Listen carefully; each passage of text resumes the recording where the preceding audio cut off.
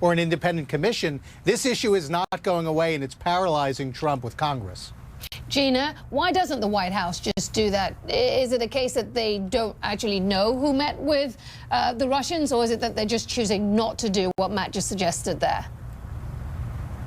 Well, first of all, Matt's assumption that there is any kind of a lie, there's absolutely zero evidence of that. There's zero evidence that there's any wrongdoing Michael whatsoever Flynn told the here. truth? And to even be concerned about this, you have to first believe the lie that the Russians actually had any impact in our elections in the very first place. But to publish some random list of whoever people met with, it's the job of Senator Sessions in his position as a senator to meet with certain people. He had 2 staffers there. So if people really want to get upset about this, there were 2 staffers there. This wasn't a campaign conversation, as Matthew would like to paint it.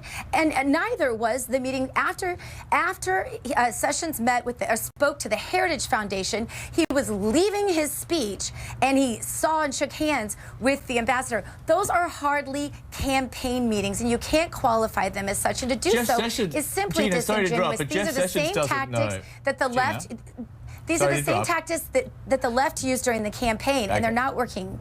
Gina, sorry to interrupt, but right now Jeff Sessions does not know if it was about the campaign. He says he cannot recall. Why would he have talked about the campaign on his way out of a speech? He doesn't know. He gave. He doesn't know what he said. And here's the thing. I didn't hear that, John, and that may be true, but even if it is true that he doesn't remember every single detail, he knows that he didn't meet on the terms of the campaign. He knows that he met with him as a senator. He was very clear about that, and there is a big difference. There is no accusation of wrongdoing. There is no there. This is a non-story. Ethan, does it matter that he met him as a senator versus as it doesn't, because he was a surrogate of the campaign. He was one of the first people to get on the Trump train and was campaigning for then candidate Donald Trump. So that whole argument that Gina just said is completely irrelevant. He lied because he said something that was factually untrue.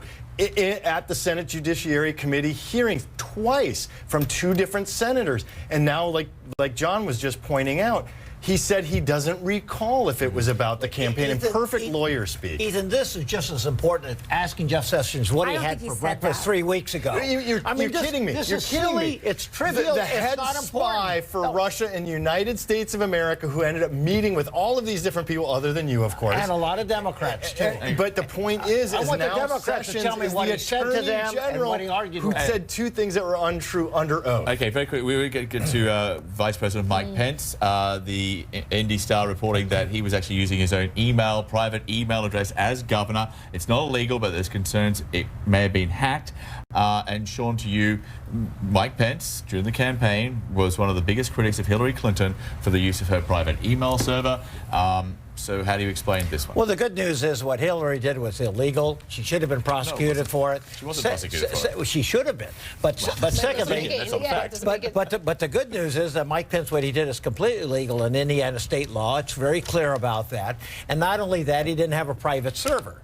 And so there's we're talking about the nice color of apples and these grapefruits over there. They have nothing to do with each other. But the Democrats are struggling so hard to find some dirt, some mud. And you know what? It's crying wolf once again. And every time they do this, they try to create a temporary news story that 2 newspapers that America really thinks is important. It gets less credible each time. Listen, don't let your children grow up to be journalists, please. We won't feel insulted. Present company accepted. We won't feel insulted. Matt, to bring you in there to respond to Sean that the Democrats are just being mischievous? Well, let me just go back to the thing about Jeff Sessions. Jeff Sessions is not on the Senate Foreign Relations Committee.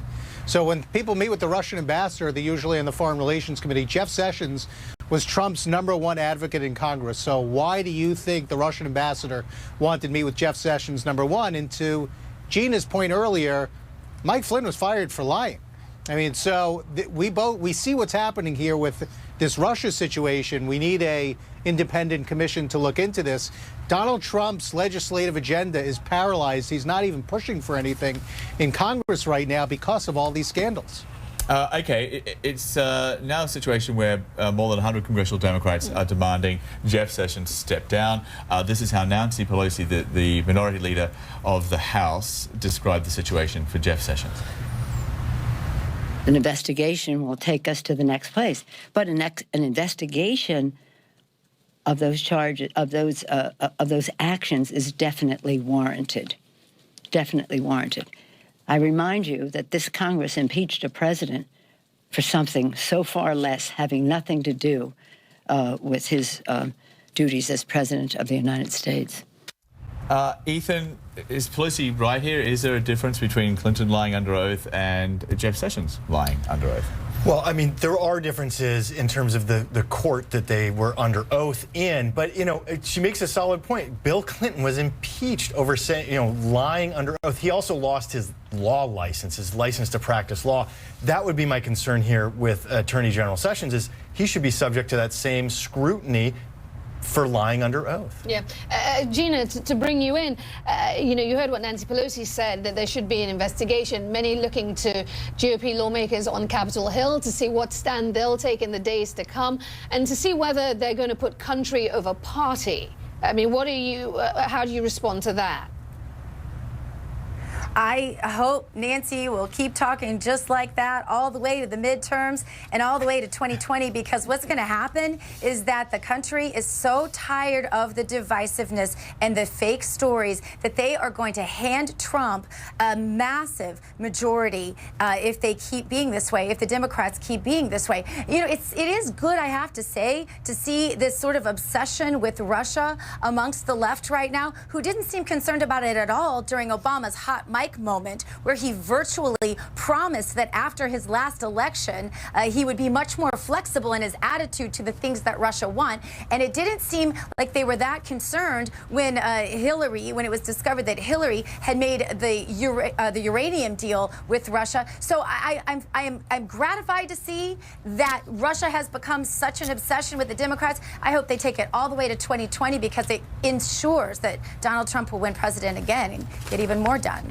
Good time to squeeze in a break. Gina Loudon in San Diego, Matt Littman there in Los Angeles, also Sean Steele and Ethan Behrman here on set with us in Los Angeles. Thank you all. When we come back, U.S. Attorney Jeff Sessions fighting back.